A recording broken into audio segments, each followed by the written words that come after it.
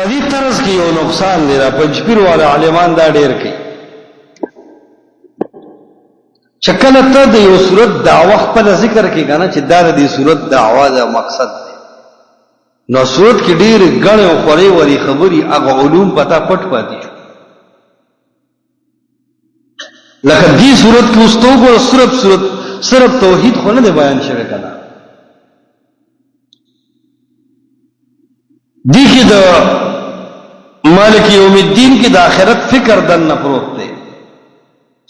ایاک نعبد کې د دنیا فکر پروت دی په اهدنا الصراط المستقیم کې د نهج او د طریقې نیغوار دی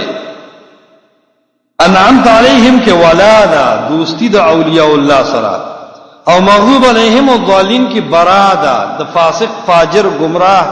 اهل بدع او اهل الشرک نه بایکاټ دا څومره اهم مضامین دي په خپل ځای خو چې کله ته وایې چې الحمدلله د سورۃ الفاتحه دعوه د الله توحید دی نو دا دومره خور او مضمون پتا بند پاتې شو وجه دا غیدا چې بیا به ته دا ټول سورۃ او ټول آیت راخله او دغه دعوی لوي را جمع کړي دا دعوه به ته په یو طریقه مضبوطه او حال دا چې د الله کلام به نور خبري وي الله تعالی به نور خبري کول غواړي خو هغه ته برستا بالکل خیال نه نو دا ځان سره نن ولي کې چې د تفسیر په طریقو کې د ربطونو او د خلاصو او د دعوو د طریقه نقصانی ده دا خبر ځان سره نوٹ کې ډیرو تفسیرونو کې دا خلاصي وي ربطونه وي زیات تر د حسین علی الوانی دیوبندی صاحب شاگردان د پنځپیر عالمان کې دی او که نور عام دیوبندیان دی پر ربطونو خپل کتابونه دي په خلاصو خپل کتابونه دي د صورت په امتیازات خپل کتابونه دي دا سيزونه به ځنې فائد لري خو نقصانات یې دي چې د صورت د عمومي فکر د عمومي مفهوم او د جامعیت نتا اړي تبا غټول صورت بیا غ دعوی سره لګي نو د صورت او کلا او علوم په پتا باندې بیا بالکل بند پاتې کیږي نو خدای چې سورۃ الفاتحه د سمدعا نشته چې ټول صورت هغه یو خبره تراشي بلکې راجح هغه چې سورۃ الفاتحه کې د الله توحید دی بیا ور سره د الله معرفت ته بیا په هغه باندې دلایل دي بیا په مالک یوم الدین کې د قیامت د ورځې احوال دي او هغه ته تیاری اشاره ده په ایاک نعبد و ایاک نستعین کې د دنیا د جن بنیادی مقصد چې د الله تعالی عبادت ته هغه دی و ایاک نستعین کې د شرک نه براءت ته په اهدنا الصراط المستقیم کې هر ټیم د حق طلب دی د خپل میشن صحیحواله دی د خپل ځان د عقیدی د نظریه د اصول او اصلاح دا ډېر غټ پیغام په اهدنا الصراط المستقیم کې دی فصراط الذين انعمت عليهم کې د انبیاء اصول او داغي انداز ته دعوت دی غیر المغضوب علیهم ولا الضالین کې د يهود او نصارا او د عقاید او د اصول د شبهات نه د براءت اعلان دی د څومره ځان له جدا جدا مضامین دي خو کته وی چې د فاتحه خلاصہ او دعوا د دې دعوا توحید د الله دی دا مضامین پتا پټ پاتې شو کته چیرې نو ته په یو طریقه ایاک نعبدهم الحمد سره بیا لګي مالک یوم الدین بم الحمد سره لګي اهدنا الصراط المستقیم بم د الحمدلله سره لګي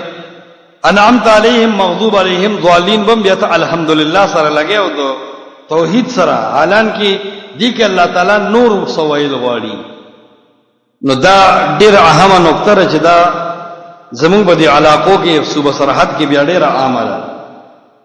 که زمونږ اهل حدیث مشایخ دي نو هغه دا ربطونه او خلاصې بیانوي خامخا دا هم د بنپیر د شیخ شاګردان باندې شوی دي کنه هغه طرز خوښ شوی دی او یاد کړی دی او دا غي بار پرچار کوي نو طالبانو کې هغه ذهن تقلیدی وند کرا روان دی بالکل ذهنونه داسې جوړ دي چې کم شیخ لذي خسلفي شیخ وي هغه وي دا ربط دی او دا خلاصه ده او دوره بګي توجیهات دي هلکه دا تاسو دا الله ویلي دي نه چې الله خو نه دی ویلي دا رسول الله صلی الله علیه وسلم ویلي دي چې دا دعوه ده دا ربط شو دا توجیهات امتیازات شو نه چې رسول الله صلی الله علیه وسلم هم نه دی ویلي دا محدثینو د امت ویلي دي سلف او صالحینو یره نجی هغه هم دعوا او ربط او خلاصه او توجیهات امتیازات دی ویلي دا اس متقدمین او مفسرین ویلي دي نجی نه دا کم ځای دروتل چې دا خو په دیوبند کې یو عالم حسین علی الوانی دا تاسو چل کې دا ته پزان پوه نه تر تقلید رد کې او تقلید کې دنه مبتلا ای دا ته نه راسي په دې خبره په دې توجیهات باندې بنجبریانو ته دومره غرور حاصل دي چې هغه وی اهل حدیث هم زمونږ د تفسیر او د طرز نه بغیر قران نشي ویلي قسم دې سبب وی چې صحابه ولهم دا طرز نه ورته قران خپل نه دی حل کړي حالان کې داسې نه دی پکار قران د الله کتاب دی د دې د پوره علوم او احاطه څوک نشي کولای البته دا د عربو اصلاح لراغله دا په هغه حالات قران په ظاهر حمل کا دا د اهل سنت والجماعت طریقه ده د مسلمانانو او کوم ځای چې د تفسیر په حدیث کې د الله نبی کړي دی هغه کا تفسیر القرآن بالقرآن وکا او تفسیر القرآن په اقوال د صحابه وکا د سلف وکا باز دین علاوه د ربطونو د خلاصو د امتیازات او د توجیهات دومره باران مکو چې په خلقو د قرآن ګران کی بالکل د خلقو د وسع بار کی د هر شیخ ځان له ربطونه دي ښا کتابونه بلیکلي شي د هر شیخ ځان له خلاصي دي د هر شیخ صاحب ځان له توجیهات دي دا غلطي طریقې دي قرآن آزاد پرېدا د علوم یو سمندر دی مې په ربطونو کې راګیراوه مې په خلاصو کې را بندوا قسم دې کدا تمام انسانان د دنیا راجم شي او د فاتحه خلاصای جوړيږي نو چې یو عرب خلق راجم شي یو عرب خلاصي جوړيږي بیا هم سورته فاتحه په خپل علومو کې نشي را باندې دې کو دومره خور او علم پروت دی نو سبا حسین علی الوانی صاحب او سبا زیدی سبا عمری سبا بکری او سبا په خپل عقل د الله د کتاب خلاصه او ربطونه او توجیهات جوړ دي کې د الف لام میم په اول کې راوړل دي د پاره چې ومنه چې دا نه پوهیږي نو ته دومره معقولی ولیکې چې قران وی ګندل روان دی ار آیات راځي او داوی سره لګي د تقوا د آخرت د یری د ولا او د برا پرانست بلا آیاتونه برواني اغینه ووري رورا او داوی سره ولګاو دې داوی په مقاصد ته د څه شی دی دا دعوت څه شی دی یاره دا دعوت او دا په دلیل دی دې کې بند نه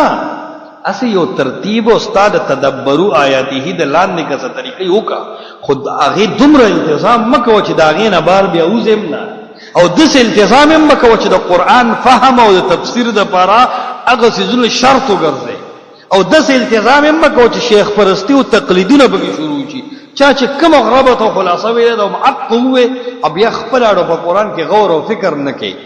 نو دا یو قسم غلطی دی په دې ډیر ځل ځان پویول غواړي اصل الکلام تفسیر کې هم دا غلطه شته چې ربطونه خلاصي امتیازات توجیهات دا شی دی اوس حکمت القرآن کې شته خو لګی دي او ورسره ردم کړي نو حکمت القرآن بیا ډیر بهتر دی او بیا د عرب علماء تفسیرونه او مخکنی چې ګوري خصوصا ابن الکثیر ګورا ابن جریر ګورا معالم التنزیل د بغوی ګورا نو هغه کې به دا خبره او دا تکلفات بیا نیوي نه اب پرانست او کلاو لګیای نو الحمدلله ټول صفات د الوهیت خاص دی او الله تعالی دغه معنی د تخصیص په دوو طریقو ولیکي چې صفات د الله تعالی الله له خاص دی او بل چاله نه دي دا د غیر نه نفي او د الله لپاره